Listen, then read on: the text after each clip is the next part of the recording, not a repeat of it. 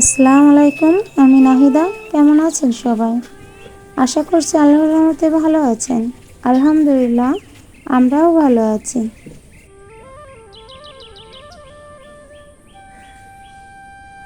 আমার আরও একটি ব্লগে আপনাদের সবাইকে জানাই স্বাগত। সকাল সকাল উঠেই ছাদে চলে আসছিলাম কিছুটা সবজি নিতে। তো এখানে এসে দেখি যে কুমড়ায় একটা হচ্ছে থেকে গেছে, মানে একটা ধরছে ভালোভাবে, আর যেগুলো জালি পড়ছিল সেগুলো ছোট ছোট কুমড়াগুলো ঝরে যাচ্ছে। একটা কুমড়োই দাঁড়িয়েছে। তো সকাল থেকে এমনিতেই একটু মন খারাপ ছিল ওগুলোর জন্য। পরবর্তীতে মনটা আরও ভীষণ আকারে খারাপ হয়ে গেছিলো। আসলে নিজের কষ্টে কেনা যে কোনো জিনিস সেটা যদি একটু নষ্ট হয়ে যায় তাহলে তো এটার থেকে খারাপ কিছুই হয় না। তো যাই হোক, সকালে উঠে দেখছিলাম কোন গাছটায় কেমন কি ফল ধরছে। তো বেগুন গাছে অনেকটা ফুল ধরেছে। এটা হচ্ছে সেই সাদা বেগুন গাছ। তো সাদা বেগুন গাছটা তো অনেকটা বেগুন ধরেছে।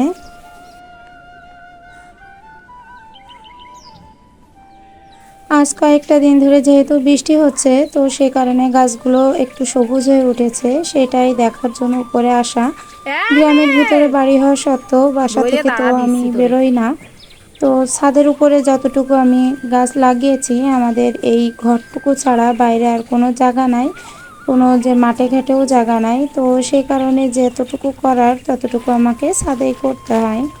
তো ছাদে যেয়ে একটু সবজিগুলো দেখে আসলাম। আর এদিকে নিচেই এসে যে এই যে অনেকগুলো প্যাকেট এবং বস্তা জমা হয়েছে, এগুলো হচ্ছে প্রতি মাসে যে রেশনটা ওঠাই সেই রেশনগুলো আনার জন্য। তো যদি এখন গুছিয়ে রাখি, রেশন তোলার সময় আর প্যাকেটটা খুঁজতে হবে না। আবার হচ্ছে অনেক সময় দেখতে হয় যে প্যাকেটগুলো ছিঁড়ে গেছে, সেগুলো বাদ দিয়ে দিতে হয়। আর হচ্ছে যে বস্তাগুলো ওইভাবে চেক করে নিই, নয়তো রেশনের চাল, আটা অথবা চিনি যেটা আনুক না কেন সেটাই পড়ে যাবে।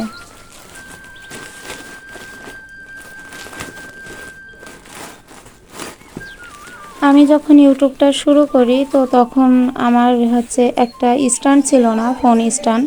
তো অনেক কষ্ট করে একটা 150 টাকা দিয়ে একটা স্ট্যান্ড কিনেছিলাম আমি। তো তখন তো এই বাড়িতে ছিলাম না। 150 টাকা দিয়ে একটা স্ট্যান্ড কিনেছিলাম, যে আমি জানতাম না যে আমি ইউটিউবে কি করব কি না করব, সেটা নিয়ে আমার কোনো ধারণা ছিল না। তো যাই হোক, শখের বশে ইউটিউবটা খোলা হয়েছিল। তো সেক্ষেত্রে একটা স্ট্যান্ড যে আমি 1000 টাকা কি 500 টাকা দিয়ে কিনবো, 500টা টাকা খরচ করব। তো আমাদের মতো এরকম মধ্যবিত্ত অথবা নিম্নবিত্ত ফ্যামিলির মানুষ 500 টাকা বলতে তাদের কাছে অনেক কিছু। তো আমি 150 টাকা দিয়ে একটা স্ট্যান্ড কিনি। তো সেই স্ট্যান্ডটা দিয়ে টুকিটাকি ভিডিওটা করছিলাম। তো পরবর্তীতে যখন দেখি যে আপনারা আল্লাহর রহমতে আমাকে সাপোর্ট করছেন, আমার ভিউজ আসছে, আমার সাবস্ক্রাইবার বাড়ছে, তো তখন সাহস করে আমি 500 টাকা দিয়ে একটা স্ট্যান্ড কিনি। তো সেটাও অনেকটা টাকা জমিয়ে জমিয়ে হয়তো সেই স্ট্যান্ডটা কিনেছিলাম। সেটা বেশ কষ্ট সাপেক্ষই ছিল। তো যাই হোক, সেই স্ট্যান্ডটা কেনার পর আমার এখন যা ভালোই ভিডিওটা করছিলাম। আর আজ তো হঠাৎ করে দেখি যে সেই স্ট্যান্ডটা ভেঙে গেছে। তো মনটা এতটা, স্ট্যান্ডটা ভেঙে যাওয়ার কারণে অনেকটা ভিডিও আমি করতে পারছি না, যে কারণে আমার ভিডিওতে ভিউজ অনেকটাই কম আসছে আগের তুলনায়। তবে কি করব সেটাও বুঝতে পারছি না এই মুহূর্তে। আবার যদি 500 টাকা দিয়ে একটা স্ট্যান্ড কিনতে যাই তো তো কখনোই সম্ভব না এখন এতগুলো টাকা খরচ করে একটা স্ট্যান্ড কেনা। আবার যে ইউটিউবটা ধরে মানে ছেড়ে দিব, এটারও মায়া ত্যাগ করতে পারছি না। চারিদিক থেকে একটু টেনশনে আছি যে কোনটা কি করব কি না করব কিছু বুঝতে পারছি না। আর এভাবে আর কি করে হচ্ছে ভিডিওটা করা যায়? স্ট্যান্ড তো যেখানে সেখানে বসিয়ে নেওয়া যায়। তো এখন তো ভিডিওটা করতে অনেকটা ঝামেলা হচ্ছে। চেষ্টা করব ভিডিওটা দেওয়ার, চেষ্টা করব একটা ভালো ভিডিও তৈরি করার, কিন্তু কতটুকু পারবো সেটা তো বুঝতে পারছি না। সকাল থেকে মনটা ভীষণ খারাপ ছিল যে একের পর এক এরকম আমার সাথেই শুধু ঘটে কেন। তো কি আর করা, ভাগ্যে যেটা থাকবে সেটাই তো হবে।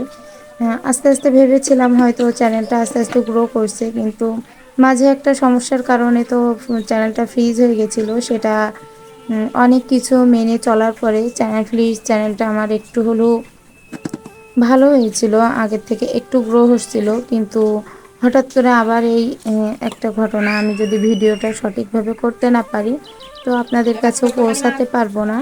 তো এই একটা ঝামেলা নিয়ে সকাল থেকে মনটা একটু খারাপ হয়ে গেছিলো। আজ তো বর্ষা হচ্ছে, আজ কয়েকটা দিন যাবতই হচ্ছে। তো আমার হাজব্যান্ড বলেছিল একটু খিচুড়ি রান্না করতে, তো আজকে কোনো রান্না বান্না করলাম না, এমনিতেই তো মনটা খারাপ, আর সেই সাথে ভাবলাম একটু খিচুড়িটাই বসিয়ে দিই। তো খিচুড়িটা বসিয়ে দেওয়া যেহেতু রান্নার চাপটা কম আছে, তো সে কারণে এই ঢাকনাগুলো যে সরপুরগুলো দিয়ে আমার আর কি খাবার দাবার ঢাকি সেগুলো একটু পরিষ্কার করে গুছিয়ে নিচ্ছি। আর বৃষ্টির কারণে বাইরের কাজটাও হচ্ছে না, রুমের কাজটাও হচ্ছে না, কেননা রুমের মধ্যে সবাই শুয়ে বসে থাকে। আর এই শুয়ে বসে থাকার মধ্যে আমি তাদেরকে বলতে পারি না যে তোমরা বাইরে চলে যাও, আমি ভিডিওটা করব। আর আমি যে ভিডিওটা করব আমার রান্নাঘরে, আমার রান্নাঘরটা খুবই ছোট, যেহেতু ওখানে যে কি করব সেটাও বুঝে উঠতে পারি না, কতটুকু কাজই বা দেখানো যায় রান্নাঘরের।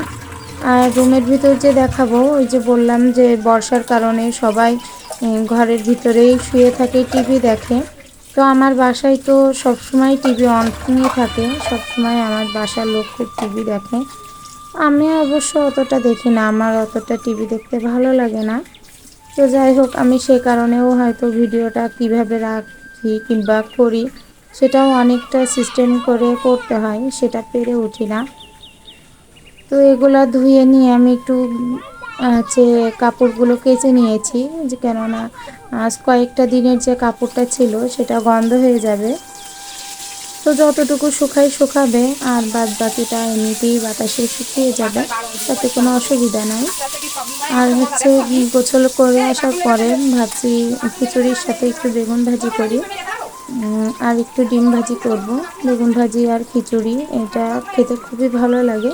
আর আগের দিনের যে মাংসটা রান্না করেছিলাম সেটাও অল্প একটু আছে, তো সেটা দিয়ে আর হচ্ছে বেগুন ভাজি ডিম ভাজি এতটুকু দিয়ে আমাদের খাওয়াটা হয়ে যাবে আজকের মতো।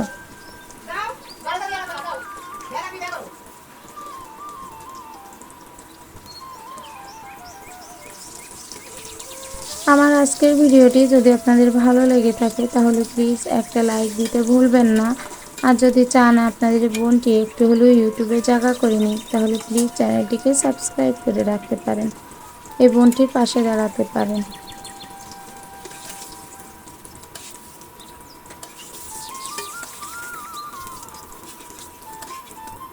শাশুড়ি মা অনেকগুলো বেগুন নিয়ে আসছিলো, প্রায় 2 থেকে 3-4 কেজি হবেই, 4 কেজি তো হবেই। 4 কেজি বেগুন নিয়ে আসছিলো, এগুলো আমাদের গ্রামের গাছের বেগুন।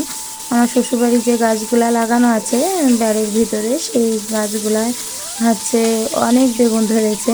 তো সেই কারণে আমাদের জন্য বেগুন নিয়ে আসছিলো। তো আজ কয়েকটা দিন ধরে বেগুন ভাজি, বেগুন রান্না, বেগুন পোড়া এগুলোই খাচ্ছি, নয়তো এই এতগুলো বেগুন আমি কাকেই বা দিতে যাব।